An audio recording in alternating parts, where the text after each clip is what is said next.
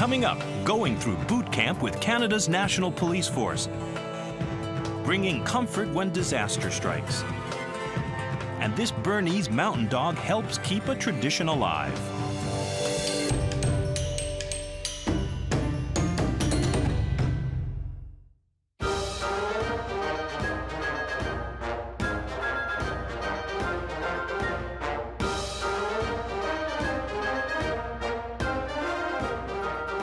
The Royal Canadian Mounted Police, a Canadian icon. As Canada's national police force, the RCMP requires top-notch working partners. RCMP German Shepherds are the creme de la creme of Canadian police dogs. Only a select few make the grade.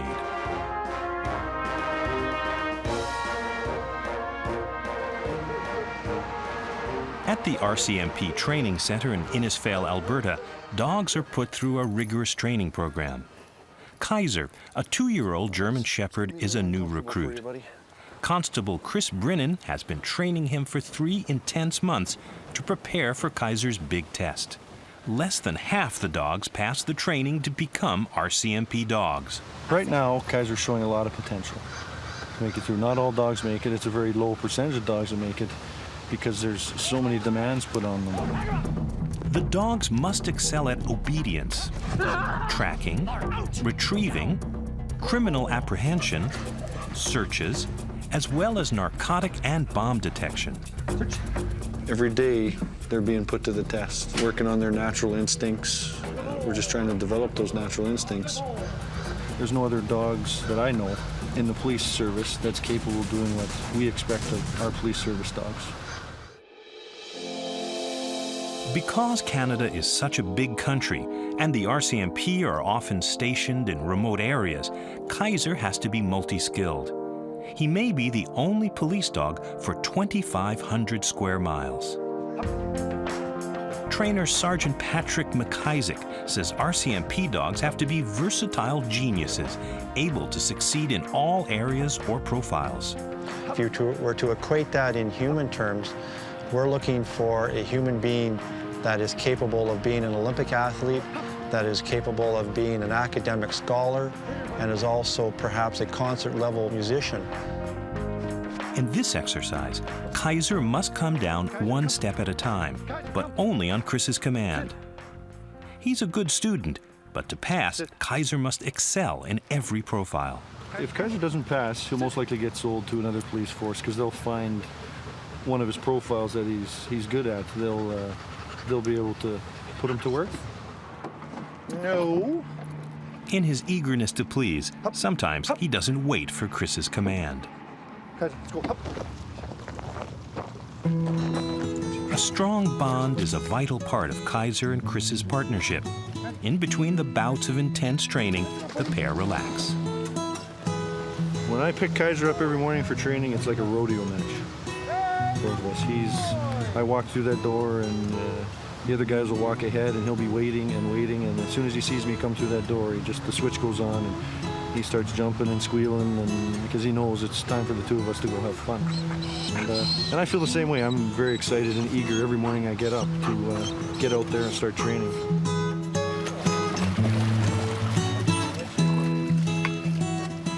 There's nothing I could imagine doing other than spending time with him during the day.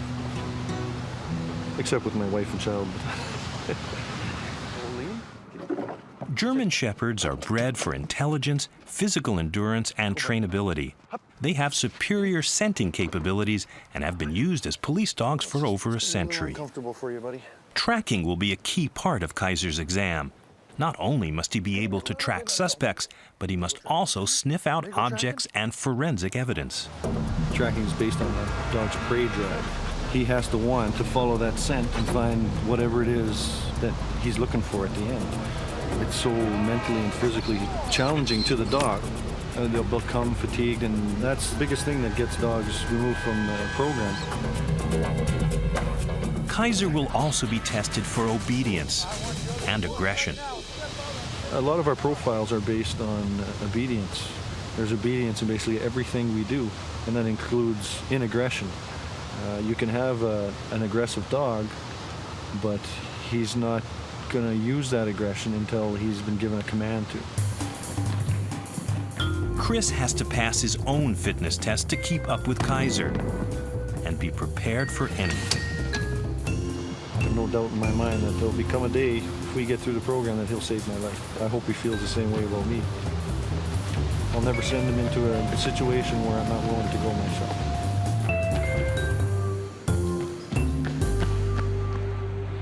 The months of intense training are over. Up to 70% of the dogs don't make it to this level. Sergeant McIsaac will do Kaiser's evaluation. Your area is this short grass field that you see in front of you.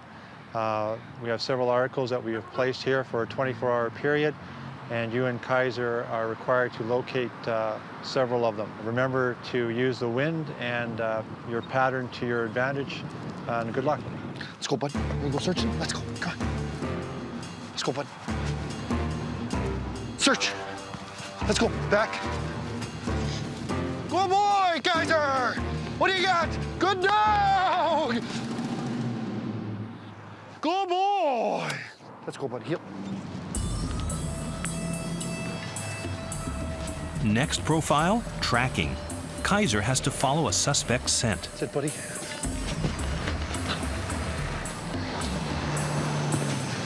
Sue. Sue. There he is. Hey, Kaiser. And now for the building search. Are you okay in there, Wade? Just fine. Okay, great. We're going to leave you for about 10 or 15 minutes for the scent cone to develop, and then we'll have Chris and Kaiser come in and find you. Kaiser has to find the hidden suspect in this cavernous warehouse. Search, Kaiser. Search. Where is he? Where is he? Is he in there? Oh, you got that guy. Come on, Kaiser. Let's go. This way, buddy. We can get him this way, buddy. We can get him this way. Okay, we know you're in there. I want you to stand up and show me your hands, or the dog's coming in. Where's he, buddy? Where's that guy? Get him out of there, Kaiser. Come on, buddy. Get in there. Where is he? Where is he, buddy? There you go, Kaiser. Good boy. Good dog, Kaiser. Get him out of there. Good boy. You get him out, bud. Good boy. Sir, great job. Good job. Good job, Chris. That's a good building search. Nice. Kaiser passed. Now his prestigious career as a police dog for the Royal Canadian Mounted Police can begin. But I look forward to a lot of years with him. Couldn't ask for a better partner.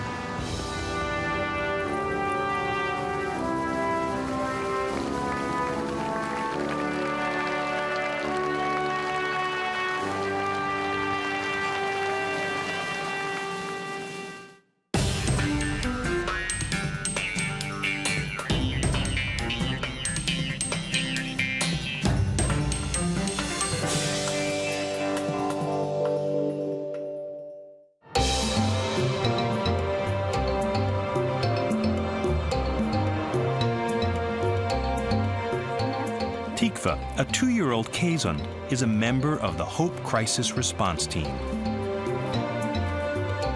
She lives in Oregon, but was called to New York to work as a Red Cross dog at the World Trade Center disaster.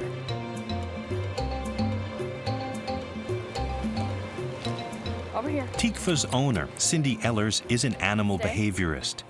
She founded the Oregon-based Hope Crisis Response Team. Good girl.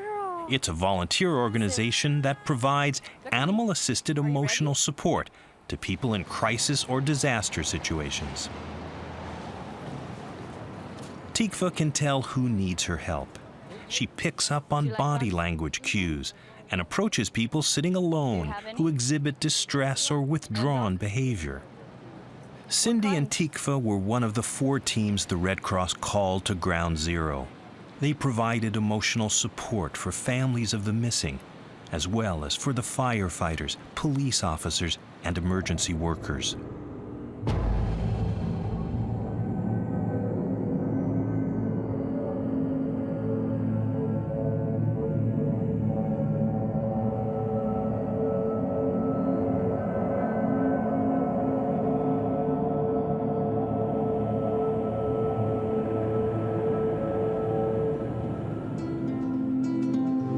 I was relieved to be able to have her to work with because I knew she knew what she was doing. We've been training Tikva since she was 9 weeks old. She knew the people and she knew what they needed. Karen Soika is a professional crisis counselor. She'd been working at Ground Zero for a week before Tikva and Cindy arrived. When I got there, it was still very chaotic and very horrific. My responsibility was the rescue workers at Ground Zero. At that time, there was anywhere between 2,000 to 4,000 of them working at any given moment. They were amazing because they're very stoic. They were very traumatized and had to continue to do the work they were doing. The mentality was, we don't need help, psychologically we're fine, we're tough, leave us alone. And it was very obvious their defenses were very strong. But when the workers saw Tikva, something happened. Tikva would come along and they would react and their eyes would light up or they would smile. So the men, it was okay for them to approach Tikva and pet her and talk to her. And in doing that, with me being with her, and they knew I was a mental health worker, then they could talk with me without losing face. I mean, it just was amazing.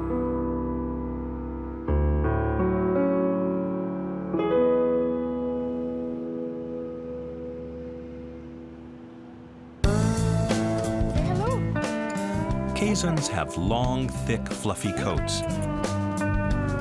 Their small face and pointed ears give them a fox-like expression. They are gentle, devoted to their owners, and especially love children. She kissed you. That was a kiss. Say hi. Say hi. Yes, very good. I always give her treats when she does so well. Lyndon Harris is the pastor of St. Paul's Chapel, right by Ground Zero. He saw Tikva in action. We started a relief ministry at St. Paul's Chapel, and one of the ministries we were excited to see happen in our vicinity was a ministry of the therapy dogs. And therapy dogs can make a huge difference. Just to bring a smile to the face of someone who has been digging for the remains of human life is a really important job to do. After the World Trade Center crisis, Cindy and Tikva began giving workshops to train more dogs and handlers for emergency situations. Today, they're in Rockland County, New York. Tikva is showing these dogs how to remain calm in a crisis.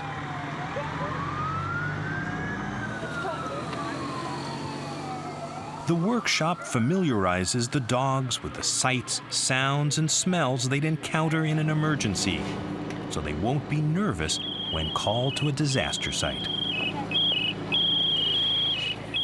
This high-pitched whistle indicates a firefighter is losing his air supply. The dogs are trained to remain calm. And this is Tikva. Tikva was down there too for a couple of weeks. When were you down there? Pretty much. The whole time? Yeah.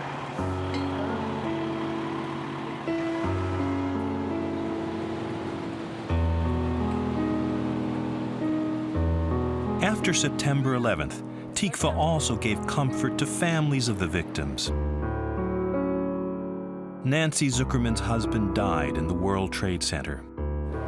Tikva kind of saved my life. She was a little miracle for me. Seeing her is very, very powerful. When I was waiting to go on the ferry to go visit my husband there, I remember just sitting there, and then all of a sudden, Cindy and Tikva appear, and they find us, and this little dog jumps in my lap, and it's licking my face, and I start crying, and she just felt, I'm sure, just all of my emotions, because she just wouldn't stop licking my face. It was just so beautiful. It's just beautiful. How are you? Yes. Nancy is a professional massage therapist. She wanted to give something back to Tikva. I could see that this dog's energy had dissipated because she was giving so much.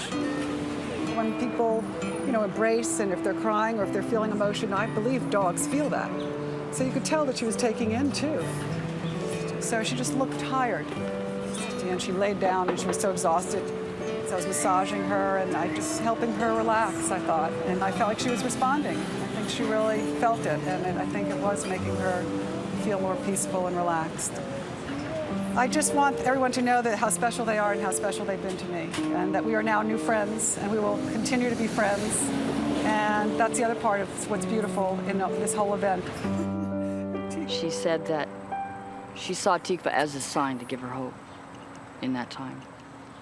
I know that that moment helped Nancy be able to get through many more moments that were very hard after that day. Even in the midst of this disaster, there's beauty.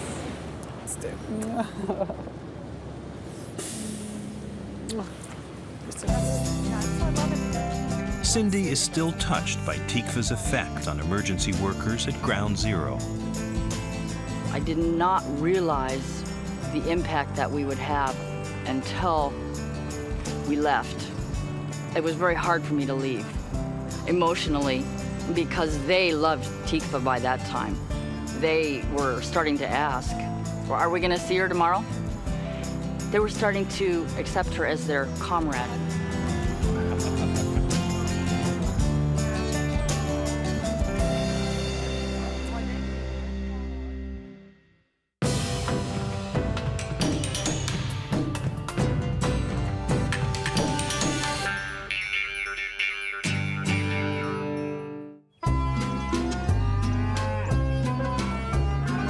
This dairy farm in the little village of Vielbringen, just outside Bern, has been in the Bigler-Weiss family for over 100 years. The tradition of breeding Bernese mountain dogs started here in 1932 for a very practical reason.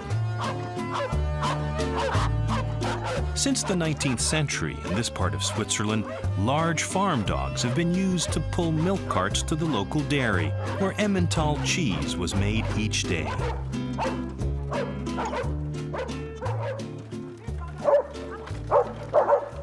By Margrete's side walks 4-year-old Macho. He's the head dog and her favorite. Macho and his partner Nasha love their job. But unless Margrete's family keeps the tradition alive, Macho may be the last of a dying breed. It wasn't my intention to cultivate a tradition. I was simply looking for some work for my dogs. To drive the milk to the dairy is the most suitable work for my dogs on this farm. I would have liked to use the dogs twice a day, morning and evening. But in the morning, there's too much milk and it's too heavy for the wagon. So in the morning, we take the tractor. In fact, Margrete prefers dogs to the tractor. The dogs don't have a battery. Every tractor has a battery, and sometimes in the winter, the battery dies, whereas the dogs can always pull. Macho watches anxiously as Margrete goes off to the dairy. He doesn't like her to be out of sight for long. Macho loves to follow Margrete around the farm as she does her chores. The large Bernese mountain dog was named for the fact that it was originally bred from dogs found in the mountainous countryside around Bern, Switzerland. Their strength makes them good draft animals. Their thick black coats have rust and white markings. These gentle and affectionate dogs are good with children and other animals. I have a very good relationship with Macho, especially because he was born on this farm. Oh, I love my Macho very much. He stays by my side all day, and he always wants to be close to me. I'm sure he likes me a lot, too.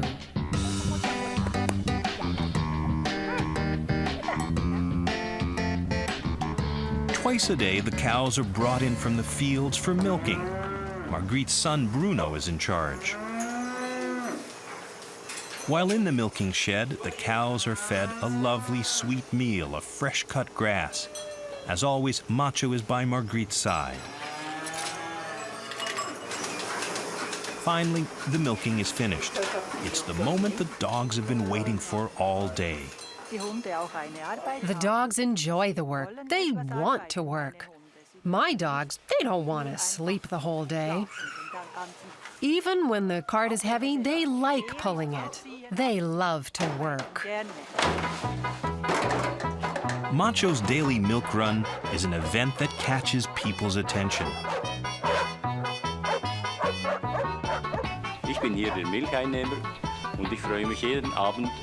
I am the person who takes in the milk. Every evening I'm happy when the dogs come because it's an old tradition that's almost been lost. We know each other very well. It's a beautiful reminder to me of the past. Macho and Nasha run home on their own.